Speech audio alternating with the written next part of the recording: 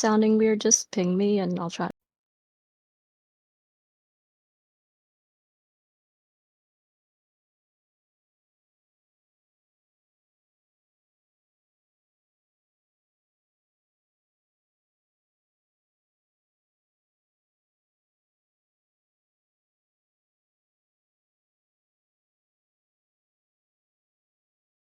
Alrighty. We have Hello. Cloudburst versus Texas State. Should be an exciting one. Both teams are 1-1. Trying to see if they can make it to a positive win rate. Yeah. What's the record so far? Both of them are 1-1. Amazing. Yeah. So the way this works is since it's Swiss, everybody plays people of their own record. Mm-hmm. But we have everything as usual for Cloudburst, Moth, Jay, and how am I blanking? Rios, Agent Rios. Rio, yeah. I don't know how I messed up. It's okay. And then we have Texas Esports not running their original three. They subbed in a forward player, getting a more balanced composition. Okay. But let's see whether they can bring the heat. Oh, we That's got right. Gates of Obscura. Ooh, okay. Well, we know this is one of Moth Honey's favorite maps to defend on. And Moth does quite like this map. I don't know how anybody could enjoy this map, but honestly, respect to her because How it takes a interesting. certain mental. And the Atlas band comes Yes. through. Yes. I wonder, oh, Jax is going to pivot towards the Asher. Ah, okay. And that's a very strong pick for this map, I've heard. Very strong. Definitely the best forward on this map. But Jax is a tried and true Atlas forward main, so we'll have to see if he's quite as familiar on the Asher. Very similar characters, I'd say, the Asher and the Atlas, but at this level, character familiarity is very important. That's true. That's true. And so it looks like it's going to be a duo on both sides with the Julie Juno versus the Asher Rasmus. Both pretty solid comps, honestly. Mm-hmm. Oh, a hot shot start. Oh, that definitely explains. Juno with Hotshot is extremely strong. That's right, especially with all those Juno buffs lately. Juno has got. Oh, Moth? Oh Moth? no. Is she okay? I wonder what happened. I know we are playing these games on Central, so I wonder if we got a bad server. Okay. I'm not exactly sure. This is interesting though. We'll have to see. Very riveting gameplay so far. Yeah, the dude having a little bit of a dribbling drill. Mm-hmm. And so I'm assuming this game might get cancelled. But what are your takes on the draft in this game?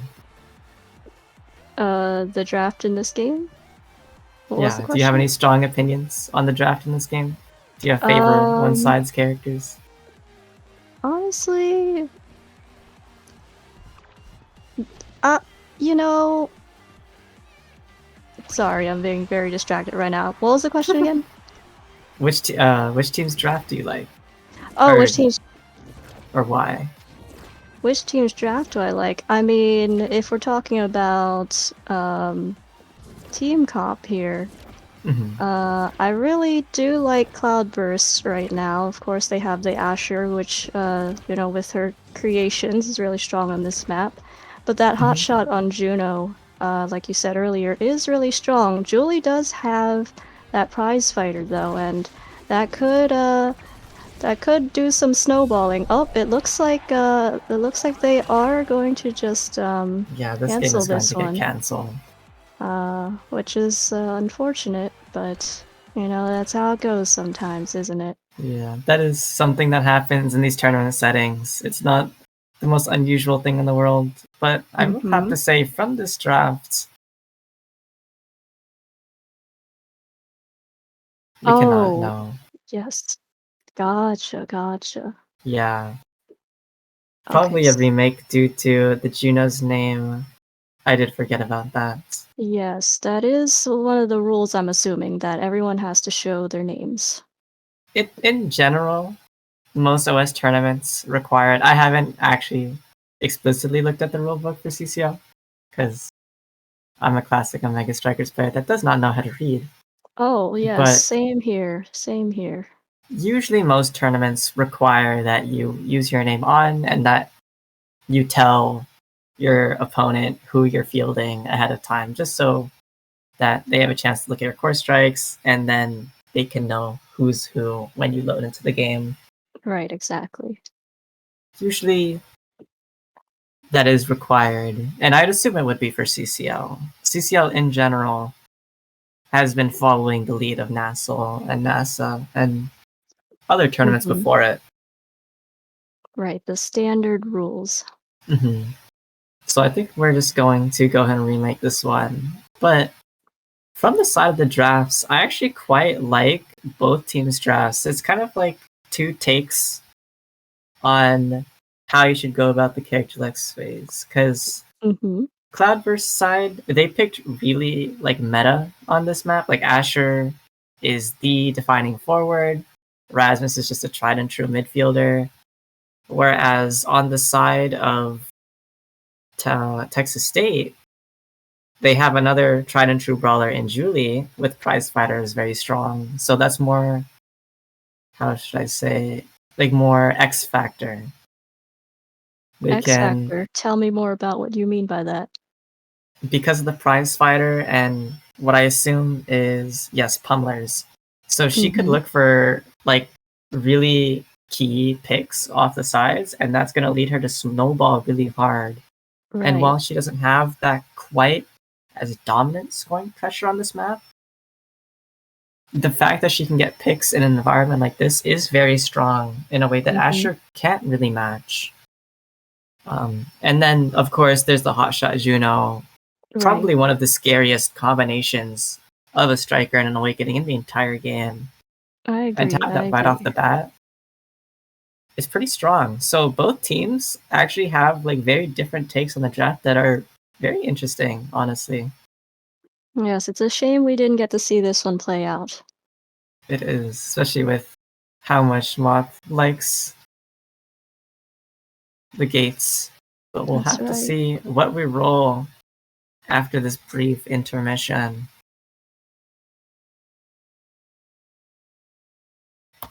I also want to highlight that Moth actually went. Oh, both Dubus actually went pauldrons.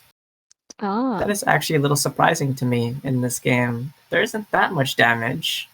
Asher probably is the biggest suspect in terms of damage, but the Rasmus shouldn't apply too much, and the Juno Julie is overall a very low damage comp. They do a lot of knockback, but usually will not be staggering you. So I'm kind of surprised what both goalies were scared of when they took pauldrons.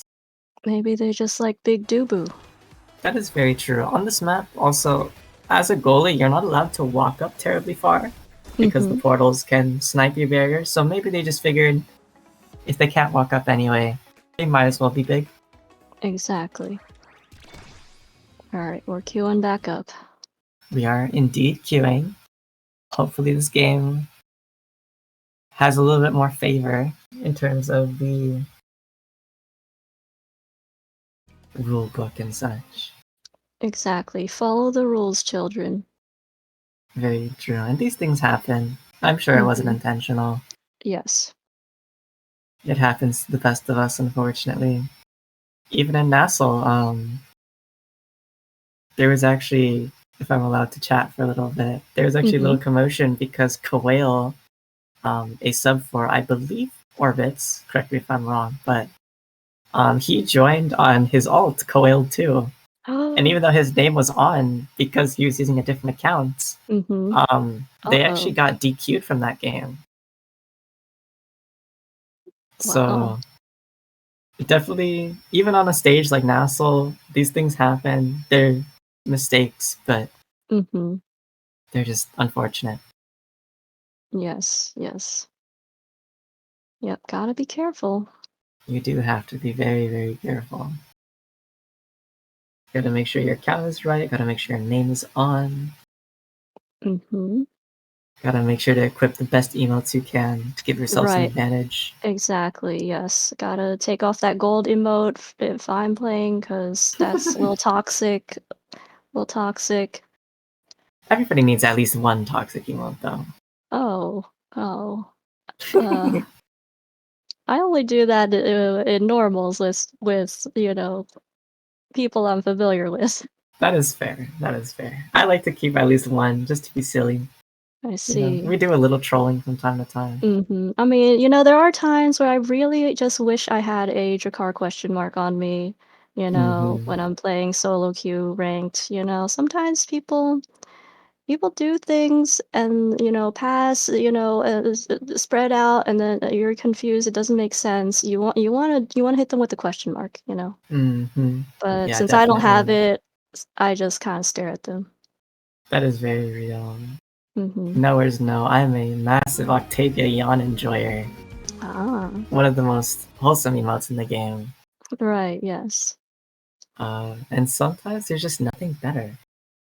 Yeah, just Sometimes make old everyone reliable yawn. works. Yep. Sometimes it's just nap time. I wonder if either team are making adjustments before this first game. We're at about a 3-minute queue. I wonder if there's any strategy being taught.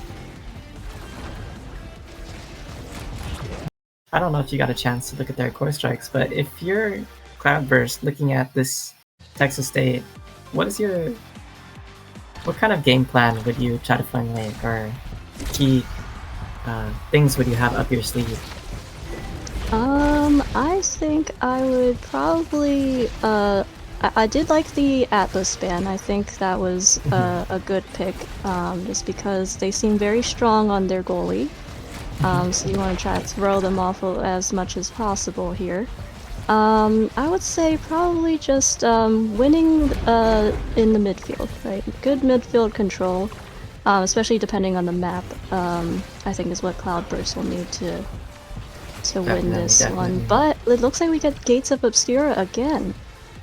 Oh, we had a Luna ban on the side of Texas State and a same Atlas ban on the side of Cloudburst. I wonder if Mm-hmm. there was a Luna Awakening, a Happy Star Deadeye, that encouraged the ban of the Luna. I don't believe that was the ban game in the other game. I believe it actually was, and I'm Oh, was guessing it? they probably, I think Moth, plays Luna quite a bit, Moth so that, is a very her Luna is her most notable. mm-hmm. We're actually getting merit drops though. So Okay, I yep. wonder what will actually turn out because of this, because last um the previous Ooh. game it was mostly the awakenings that carried up the priority of this Juno, but here we have Catalyst. Catalyst and Prizefighter again. Only Catalyst only deferred by one, the Julie, in favor of the prize fighter. We'll have to see if she can rack up the KOs to be able to justify that, because Catalyst Yes, is such a strong, strong awakening that's right. that for going on Infinite is a bold move, but it is not one that I would consider bad. It just signifies a lot of confidence that you have to make good on. That's right. Ooh, oh, the Oh, Juno well just played. sneaks in there with the strike. Juno hanging right next to the barrier. Just slips one right by Moth.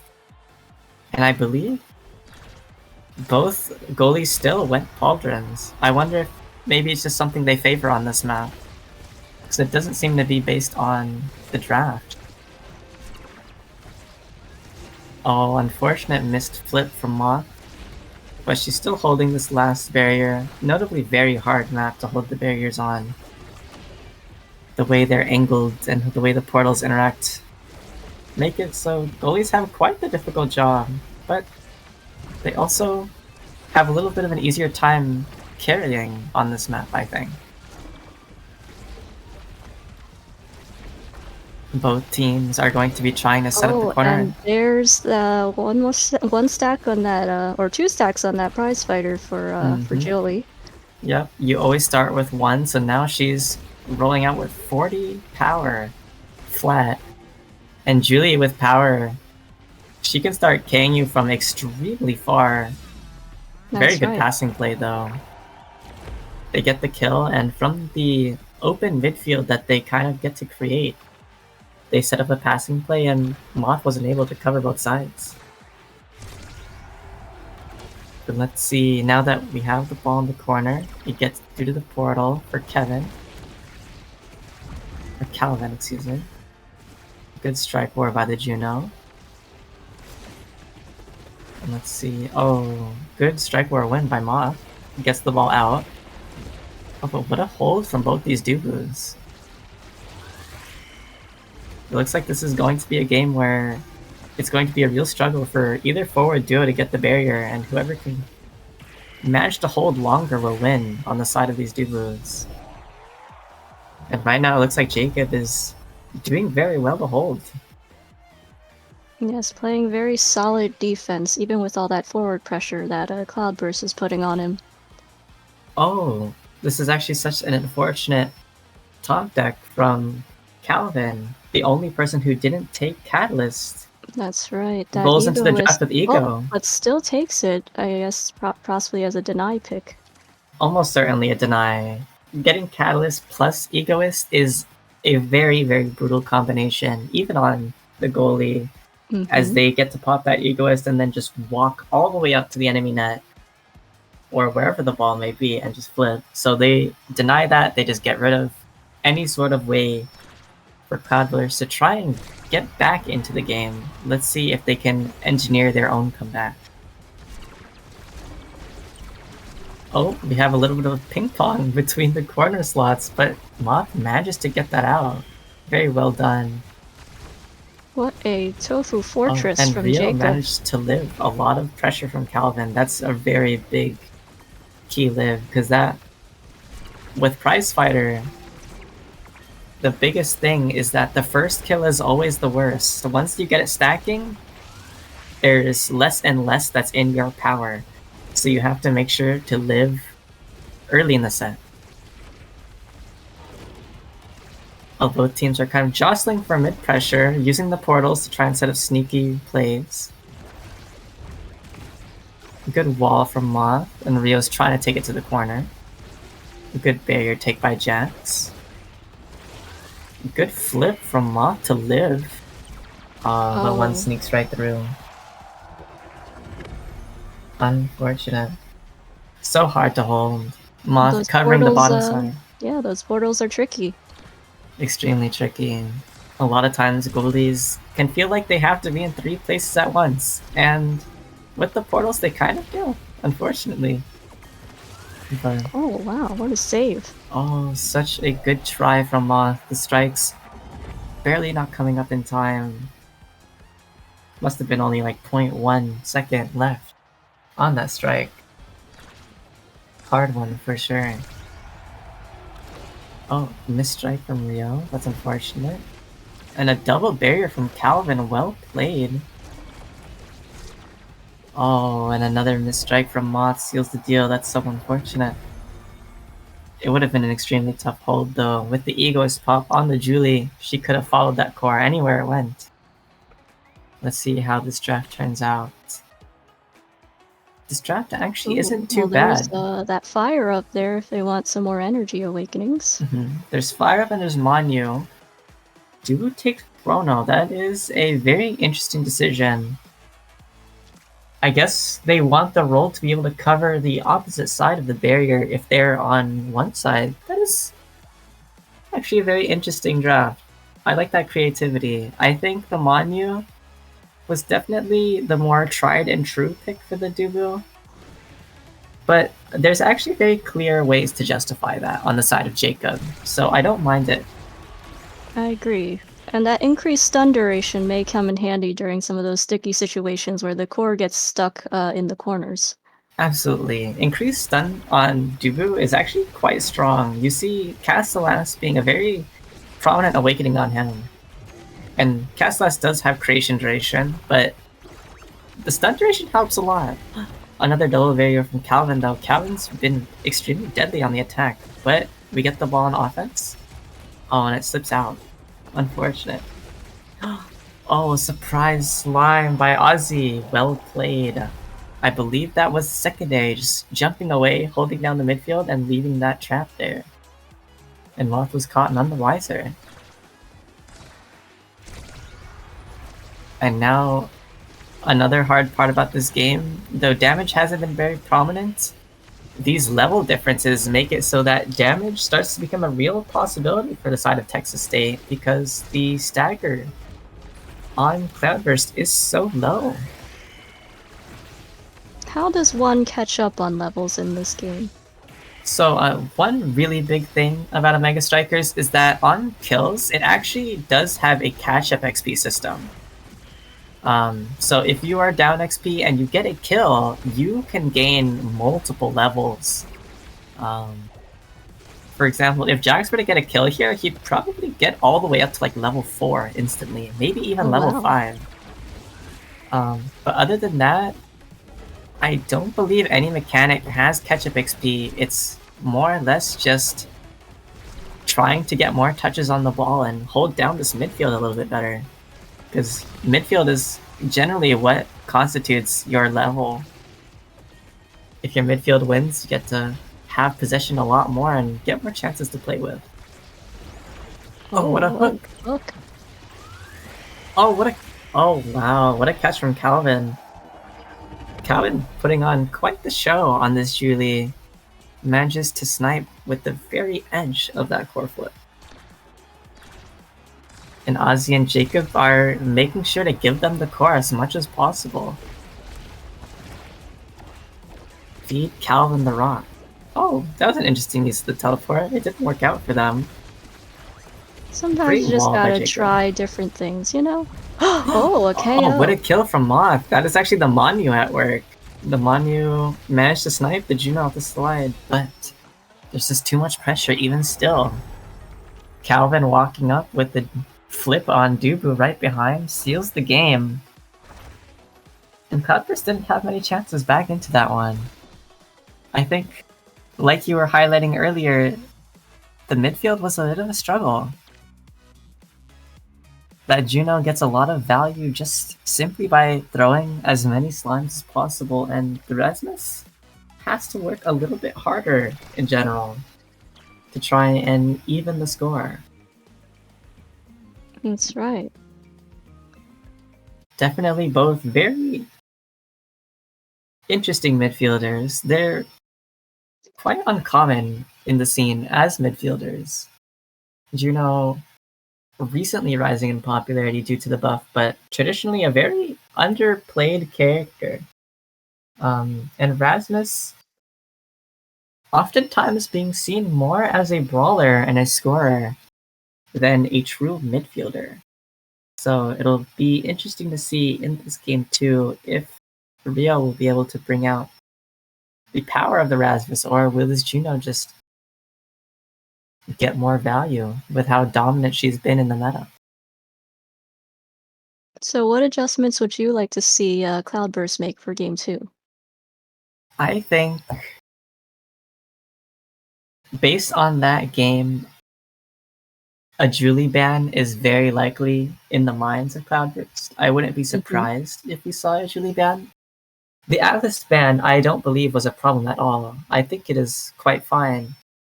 But I think for Cloudburst right now, they need to get the ball up instead of wondering about how it finds the net. Because right now there's a lot of pressure being delivered and not a reciprocal amount returned. So I would look at targeting the Julie, perhaps the Juno, maybe the Aimee that I know the midfielder plays. I think we need to ban something that's not the goalie, because the goalie, while they did do very well in that game, didn't actually contribute that much to that game. It was mostly the Juno and the Julie working together to procure the rock, and Julie would just find the back of the net. I think I agree with that assessment, yeah. Um, so with, if they don't choose that Atlas span, again, I guess Jax can go back to something they're a little bit more comfortable with, and That that is might also help a little very bit true. as well, yes. I didn't highlight as much, but Jax, yes, is a Atlas forward, almost one trick. Mhm, This, I believe, is the first time they've ever pulled out the Asher, from what I've seen. So maybe going back to their roots a little bit, going back to the Atlas, mhm. will help them get a little more comfortable. And while Asher, yes, is extremely meta on gates, the meta only means so much, especially in an environment like CCL. That's right, sometimes you just gotta stick with what you know, Absolutely. and I say And that as an Estelle one-trick. one tricks are very common in these sort of environments. CCL brings a lot of people new to the competitive Omega Striker scene. And if you're someone who just plays ladder and then all of a sudden gets called up for your collegiate team, it's very likely that you started as a one trick, and over the weeks of Swiss, you spend the time to diversify your pool. So since we're very early in week 3, a lot of newcomers to the scene haven't had the chance to learn as many characters as maybe their goals are coming into playoffs. What a very interesting dynamic. Absolutely.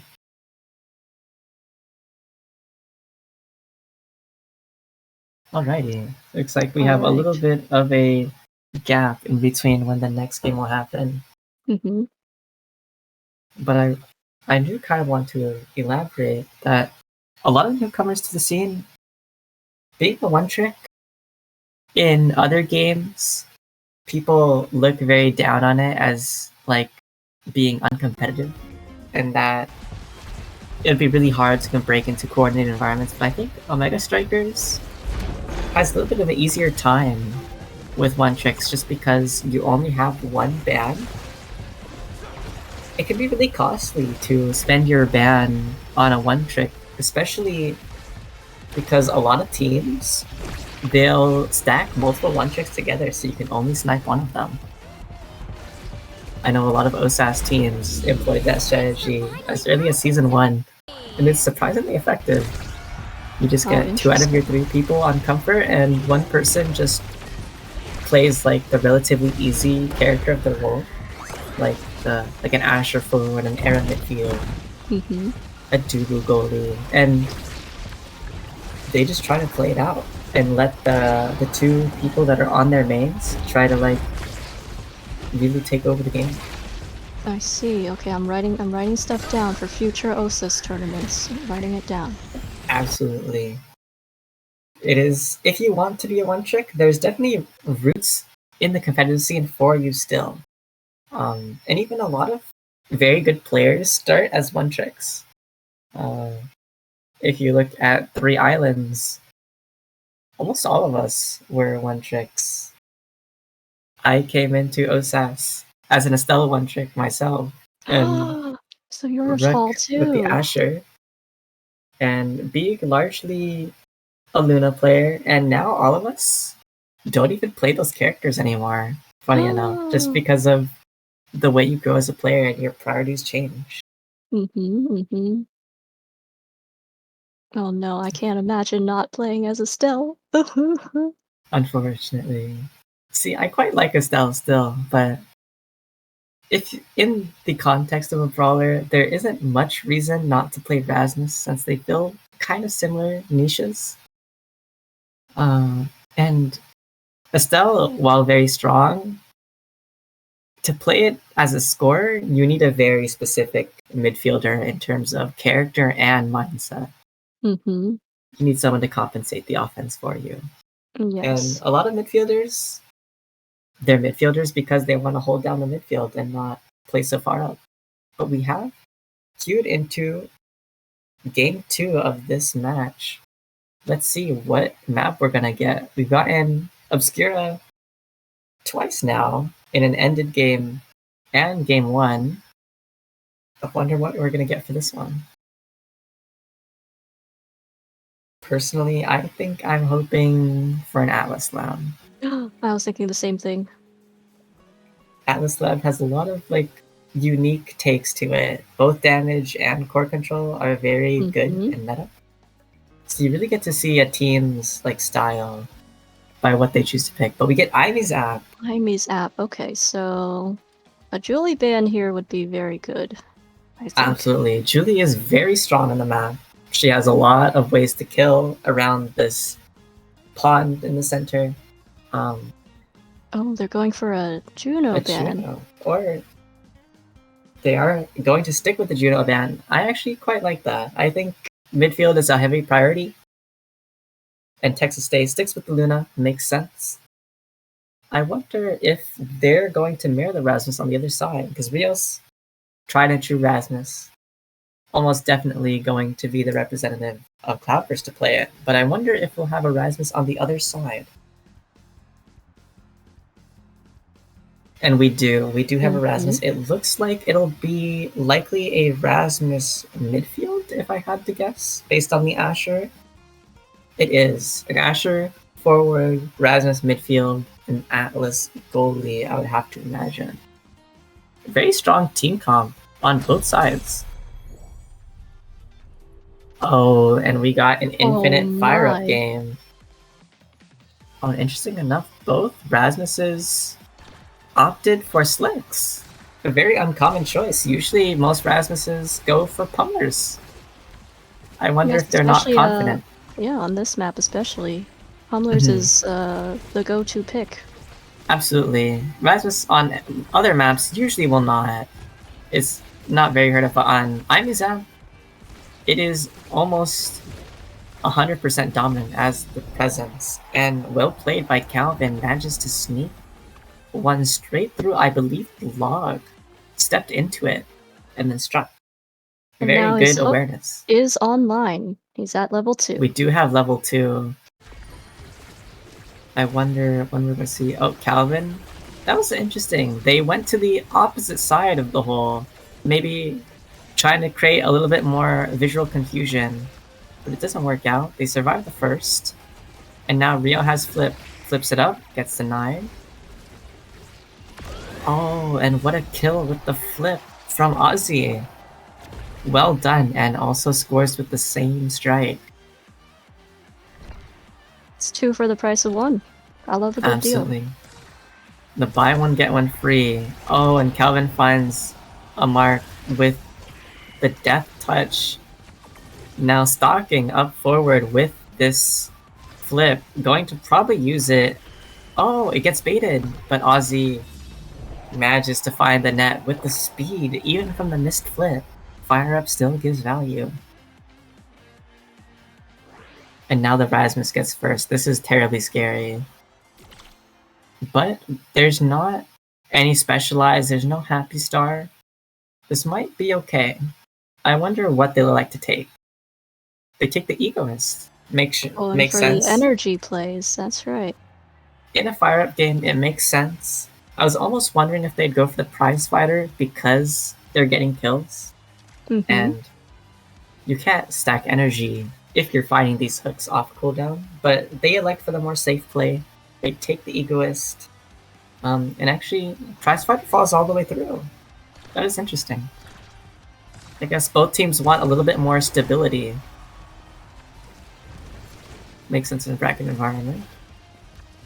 Oh wow, the Atlas gets a kill with the mirror. The astral projection, but Moth holds. Well played, and I want you to notice Texas State is making sure to get their goalie up, and they're creating a triangle permanently, which makes passing plays between all 3 members incredibly strong. Newer teams or people looking to enter the coordinated scene, this is kind of what you want to emulate. That's right. The triangle is the strongest shape in Omega Strikers too. Absolutely. But they managed to even the barriers. There is a huge lead in energy on the side of Texas State, so Cloudburst will need a win quick. But the flips get through. Oh, what a mix-up from Calvin. I wonder if that was intentional. Based on the call-in emote, I'd like to think that it might have been just a slight flub, but they made good on it regardless, and that sort of collectedness is very valuable as a scorer. Oh, I just realized actually, Calvin, the Rasmus, was the forward last game. They did a little bit of swapping positions. Ah, yes. That's actually quite an interesting take. I like that a lot. Get your experienced brawler on the Rasmus regardless of position, and let Ozzy flex. And what a stuff from Calvin. Calvin's really been taking over this game. Playing very well in front of the net on the Julie and the Rasmus. Oh, a hook goes wide on the side of Rio. And a whip flip, but it still gives the fire value. But the energy economy is extremely strong in Texas State, and that is a double kill. A hook and then an expanse rather. This is extremely hard to hold. This will very likely be the set. Oh, but what a hold from Moth. With the absolute Herculean effort, dodges the hook as well. And Rios finds a kill. What? That was just the pendulum swing. That wasn't a hook. So the hook is still up to look for more picks. Oh, and they're looking? Oh, but they do not find the mark. Good try from Jax. Can't get past the expanse. Oh, what a mix-up. The flip and dip does not even hit it. And the ball gets to Ozzy. And that barrier beam finds the net. Scoops up the core right out of Dubu's hands, and there was not a thing he could do. Now the Atlas actually has a lot of strong trainings here. There's so much to pick from: the timeless, the rapid, the hot shot, the stacks.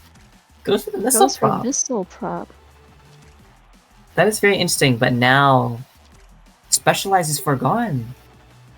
Does Rios take it? Nobody's taking Specialized.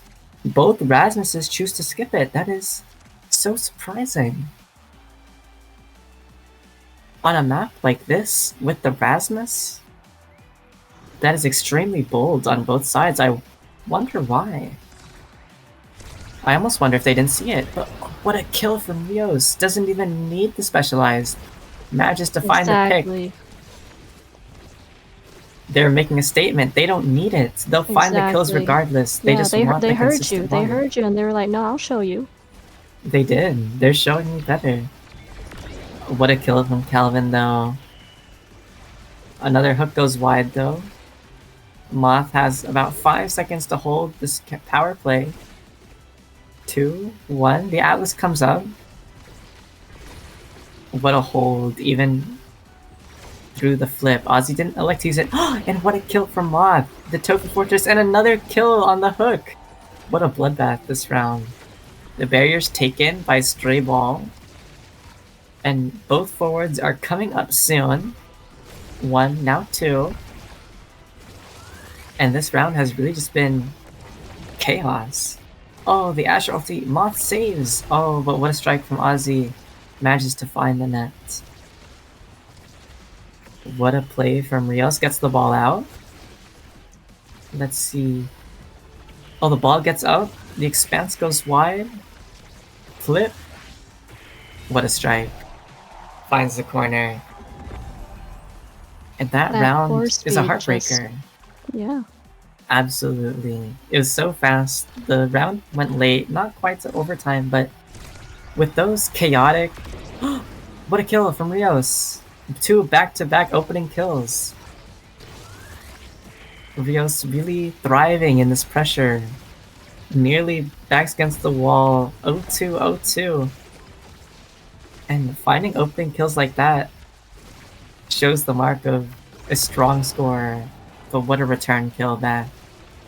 And Ozzy, with the power play, puts it in, and Calvin takes the goal. Backs against the wall now for Cloudburst. Extremely hard game. Jax has struggled to find his way in. Level 2. Perhaps a little bit targeting and a little bit of a kickoff mix-up from the side of Texas State. Oh He no! walks into the hook. Oh no! Not like that. The hook goes wide, but Jax just was caught walking somewhere he shouldn't. The flips come through. Oh my goodness, what is What happening? a save from Moth. And another kill, and in the midst of such chaos, the ball finds the back of the net of the Wave the Atlas. Surprising. I honestly don't know how that found the net. I was too busy watching people fly all over I the screen. think he did his expanse, and then Moth just hit it into the expanse, and then was on strike cooldown and couldn't hit the core. I see. Very well played from Texas State, showing themselves to be a strong contender. I don't believe they've been seeded in the top 25, but they had a strong showing, especially Calvin and Jacob playing very well. Yeah, I think this team is really coordinated and show a lot of promise for the weeks to come. Absolutely. In CCL, individual talent always gets the buzz. You see names like Leo Leon. That's right. But what really matters is, can these three players link up when it matters most? And it's a very hard ask for a lot of these teams who perhaps most likely haven't been playing together since CCL started, or perhaps even not even playing in any coordinated environment since CCL. Done. Extremely well done from the side of Texas Esports, and Cloudburst will look to bounce back next week in week 4 and try to bring it to 2-2. That's right.